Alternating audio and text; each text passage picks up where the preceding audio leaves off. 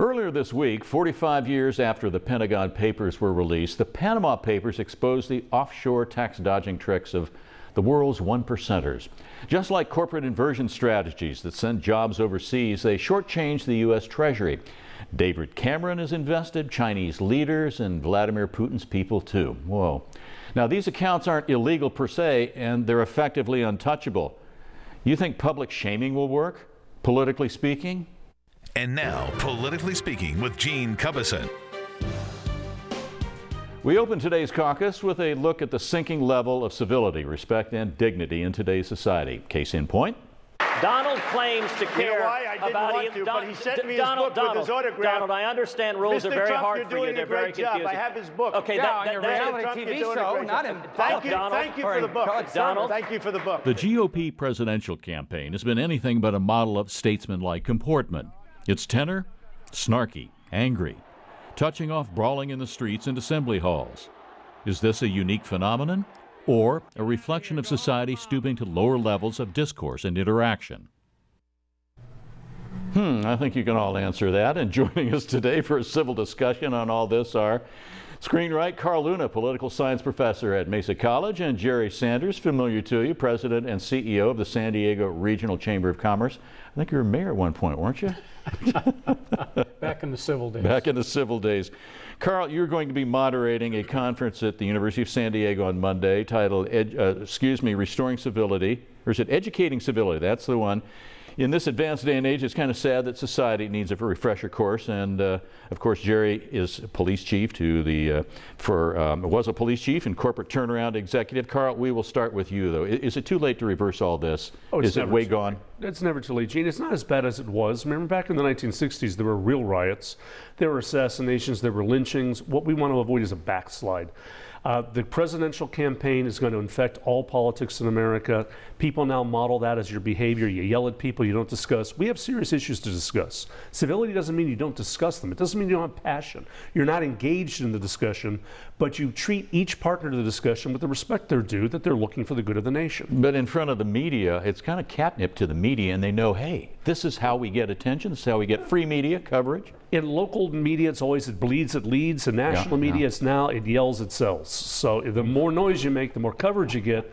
But that's not doing anyone any service. And I don't blame the media as much as ourselves. You can't sell it if we don't buy it.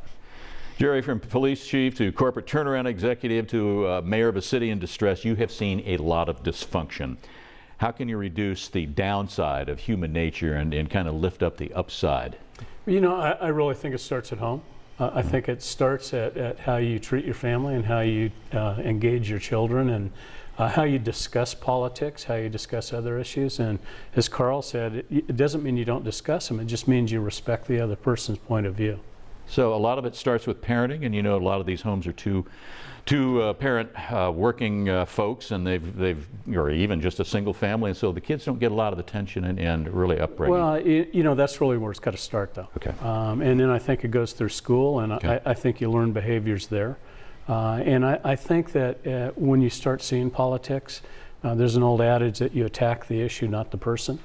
Unfortunately, we're not seeing that right now in some of the Republican debates. We're seeing attack the person, not the issues.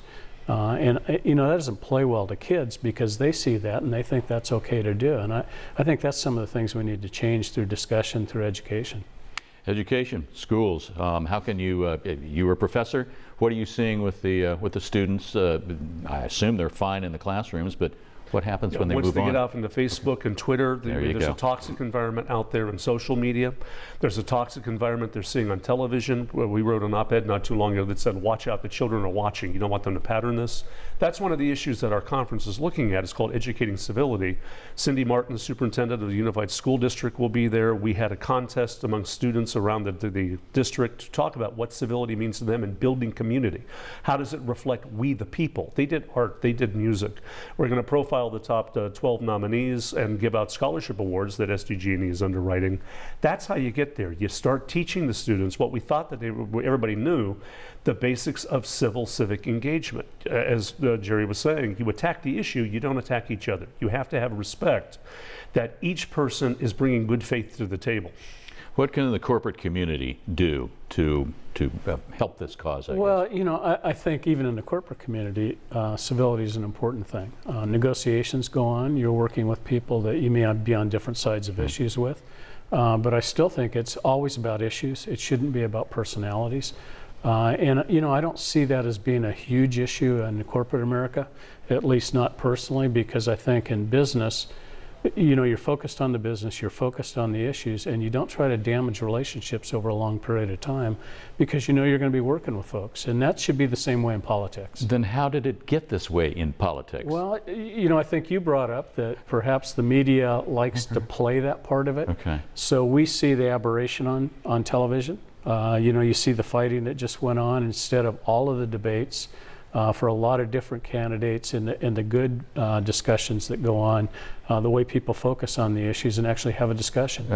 Last word here, Jerry. Compromise. Has the art of compromise?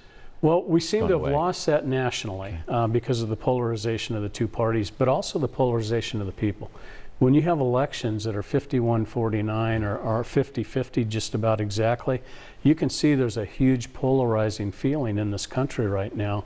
And we need something to start bringing us closer together again to really think about the values that we've always had. Thanks for being with us today, gentlemen. Jerry Sanders, Carl Luna, and coming up next on Politically Speaking, the stadium chase in East Village plunges into a Machiavellian world rife with money and civic power plays. And can salary setting changes and ethical reforms get past the elected gatekeepers at City Hall? Stay with us.